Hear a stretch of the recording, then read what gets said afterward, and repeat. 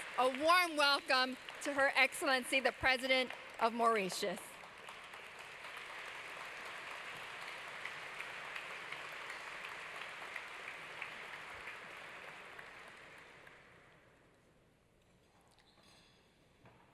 Your Excellency, Mr. Sam Kutisa, President of the United Nations General Assembly, Your Excellency, Dr. Irina Bokova, Director General UNESCO, Your Excellency, Mrs. Mary Robinson, UN Special Envoy for Climate Change, Excellencies, Heads of States, Excellencies, Permanent Representative to the UN, Mr. Jean-Paul Lagon, Chairman and Executive Director of the L'Oréal Group, Mr. Georg Kell, Executive Director of the Global Compact, distinguished guests, ladies and gentlemen, all protocols observed.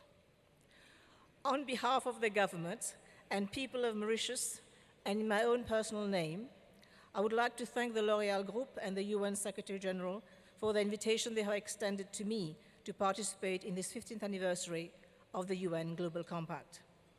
I would like here to pay tribute to His Excellency Mr. Kofi Annan, the former UN Secretary General, for his vision and commitment to the UN Global Compact. It is also a privilege and honor to make a keynote address on this auspicious occasion, particularly on issues that have far-reaching dimensions for countries across the globe. We meet 23 years after the Earth Summit was first held in Rio in 1992, which in turn was preceded by the first Environment Summit held in Stockholm in 1972. 3 years ago, we met in Rio for a +20 commemoration, and the UN had been seeking to help government rethink economic development and find ways to halt the destruction of irreplaceable natural resources and pollution of the planet. All events are considered to have been milestones, both in terms of size and scope of its concern. There is no denying that the successive Earth Summit messages have been a wake-up call for humanity and have called for nothing less than a transformation of our attitudes and behavior in being agents that will bring the necessary changes in the way we live, do business, and educate our children. But there is one enduring lesson that has emerged for humanity as a whole. Time flies, and there is no longer any room for complacency when it comes to the health of the planet, which is intrinsically linked to our own survival. In this regard, our ventures must perforce be guided by what had been described as the fierce urgency of now. Newer, greater, and more pressing challenges have emerged, stemming progress towards achieving sustainable development. We are all aware that prior to Rio 1992, issues like sustainable development and corporate social responsibility were the sole province of politics, protest, and not science. Now, a lot has changed, and the agenda is no longer about protest and philanthropy, but mostly about partnerships, about working together to achieve common development goals.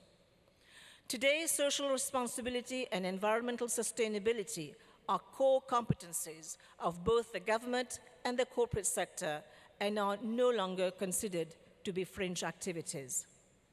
These emerging challenges demand a strong leadership as well as the involvement and the collective responsibility of government, the business sector, and the non-state actors. In the same breath, any foreign investment decision has to take into account the fact that drawing down the Earth's natural resources for short-term benefits, for short-term profit, is bad for business in the long run.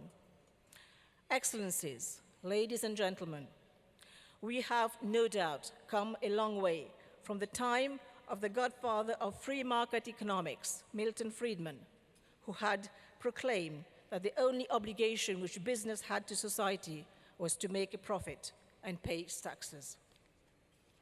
This business model is long gone. It is now established that corporations not attending to non-profitable activities, such as in the health sector, can lead to wider consequences as we live in an increasingly interconnected world. Recent history has shown that denying access to affordable and quality drugs to the poorer members of society through too tight patent laws have been detrimental to and have resulted in the decimation of scores of poor people in Africa. The moral and social imperatives for alleviating poverty have been given additional urgency by the recognition that poor people can cause irreparable damage to the environment. The human race is now being confronted with yet another big challenge: climate change. Climate change is the single most important development threat facing humankind. Can we imagine? Africa is responsible for only about 4% of greenhouse gas emission, but is already bearing the brunt of a changing climate. Recent figures from the World Bank illustrates that in 20 years' time, 40% of the land under one staple crop, maize, will no longer be arable. Therefore, agriculture, biodiversity, health, nutrition, disease patterns, water cycle, migration are some of the sectors that are going to be most severely impacted by climate change. Thus, after COP21 in December 2015, we will be looking forward to firm resolutions on a number of issues that will further mitigate the impacts, especially on the African continent, where the effects are predicted to be more profound. Excellencies, ladies and gentlemen, apart from the vulnerability to climate change, countries in the South are also experiencing a growing knowledge divide. This phenomenon is affecting the world of science as never before.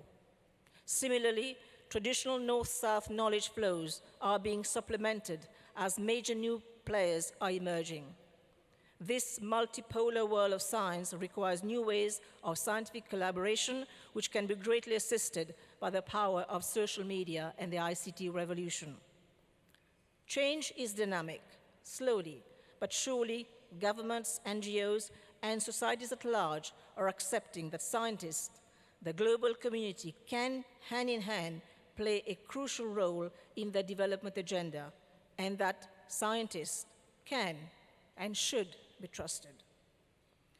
Perhaps the biggest catalyst for change has been the increasing awareness within scientific, academic, and the corporate world that many of the big social and environmental challenges of our age, once seen as obstacles to progress, can become opportunities for innovation and development. Such a partnership will be key to the future sustainability of the developing world, in particular, the fast-emerging African continent. That's why there is a need for us to engage, share ideas, strengthen our partnership to be in health, agriculture, technology transfer, and innovation.